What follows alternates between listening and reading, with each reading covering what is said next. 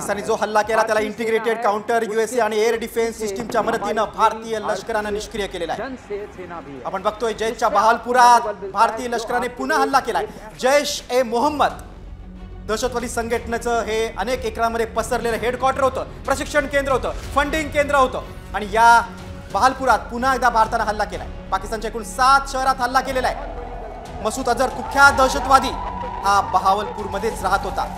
त्याच्या केंद्रावर हल्ला केला, त्याच्या कुटुंबातील 14 जणांचा खात्मा केलाय। मात्र पुन्हा एकदा भारतीय लष्करानं या इथं बहावलपूरमध्ये हल्ला केलेला आहे। एकूण पाकिस्तानच्या 7 शहरांवर हल्ला केलाय, त्यामध्ये राजधानी इस्लामाबादचा देखील समावेश आहे। यासोबतच भारतानं 3 विमानं पाकिस्तानची पाडलेली आहेत। 3 विमानांचा एका पायलटला सुद्धा भारताच्या ताब्यात आपण पाहतोय। एक पायलट भारताच्या ताब्यात आहे पाकिस्तानचा।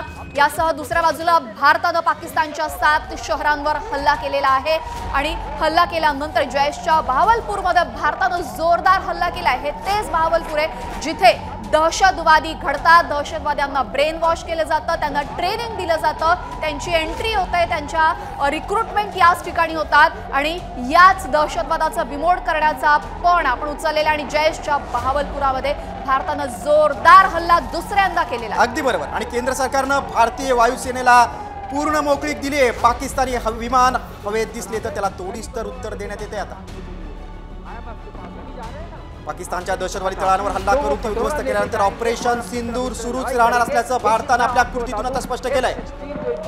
भारतानं आता थेट लाहोर कराचीपर्यंत जाऊन ड्रोनच्या माध्यमातून पाकिस्तानची रडार यंत्रणा उद्ध्वस्त केल्याचं समोर आलंय। त्यामुळे भारतीय विमानं आता पाकिस्तानच्या हद्दीत घुसून कारवाई करतायत।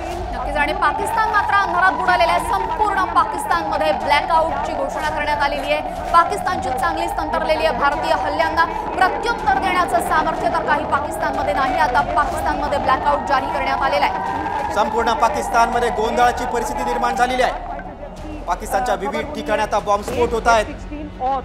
सिंदूर ऑपरेशन मध्ये भारतानं आधी पाकिस्तानच्या 9 दहशतवादी ठिकाणावर हल्ला केला होता। पाकिस्तानच्या इस्लामाबादमध्ये भारतानं हल्ला केलेला आपण पाहतोय। जम्मू काश्मीरवरचा हल्ला, जम्मू काश्मीरमध्ये ड्रोन हल्ल्याचा प्रयत्न पाकनं केला।